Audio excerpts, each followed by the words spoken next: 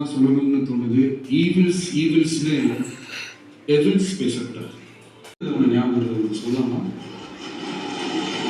ஊர்ல ஒரு பெரியவர் வெயில் ரொம்ப ஜாஸ்தியா இருக்குன்னு சொல்லிட்டு கண்ணுக்கு மேல கை வச்சுக்கிட்டு இப்படி சுத்தி முத்தி தேடிக்கிட்டு இருந்தான்.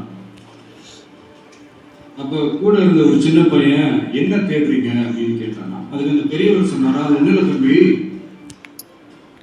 உங்க அப்பா எங்கதான் இருப்பாருன்னு சொன்னாங்க, அதான் தேடிக்கிட்டு இருக்கேன். இன்னும் உங்க அப்பாவே காணோம்.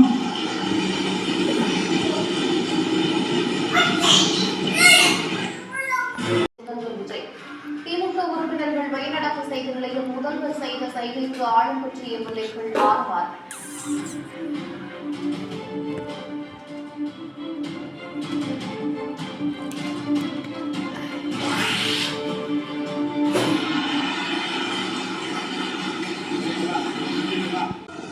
ஒவ்வொரு ஊழலா வெளியில வரும் போல அவங்க தயவால தான் நம்ம ஆட்சி நடக்குதான்.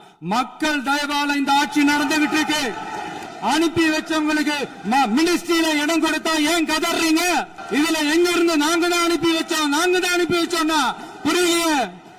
மக்களுக்கு நல்லா புரியும், எல்லாத்தையும் தெளிவா பார்த்துக்கிட்டு இருக்கிறாங்க.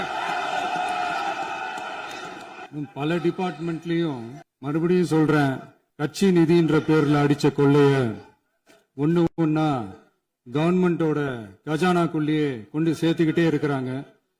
இப்பவும் சொல்றேன், மக்கள் பணத்திலிருந்து ஒரு பைசா கூட தொடமாட்டோம், தொடவும் விடமாட்டோம், தொட்டா விடமாட்டோம். இதுக்கு முன்னாடி தொட்டவங்களையும் விடமாட்டோம். ஒவ்வொரு ஊழலா வெளியில வரும் போல, ஒவ்வொரு வேஷமா கலைஞ்சிரும் போல இங்க இருக்கிற நிறைய பேரு நடுங்கி போய் இதுல நம்ம மேல அவதூறு வேற. இப்ப புதுசா ஒரு வெப்பன் ஒண்ணு கொண்டு வந்திருக்காங்க. அது என்ன தெரியுமா? அவங்க தயவால தான் நம்ம ஆட்சி நடக்குதான். மக்கள் தயவால இந்த ஆட்சி நடந்துகிட்டு இருக்கு. மனசாட்சி உள்ள சக்திகளோட ஆதரவால இந்த ஆட்சி நடந்துகிட்டு இருக்கு. நாங்க தான் அனுப்பி வச்சோம் அப்படின்றாங்களே. அனுப்பி வச்சவங்களுக்கு மினிஸ்ட்ரியில இடம் கொடுத்தா ஏன் கதறீங்க? ஏன் இவ்வளவு கோவம்?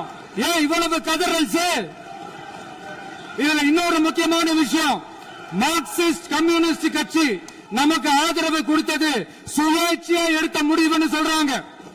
அதே மாதிரி இந்திய கம்யூனிஸ்ட் கட்சி நமக்கு ஆதரவு கொடுத்தது சுயேட்சையா எடுத்த முடிவுன்னு சொல்றாங்க. இதுல எங்க இருந்து நாங்க தான் அனுப்பி வச்சோம்னா புரியலையே. மக்களுக்கு நல்லா புரியும், எல்லாத்தையும் தெளிவா பார்த்துக்கிட்டு இருக்கிறாங்க.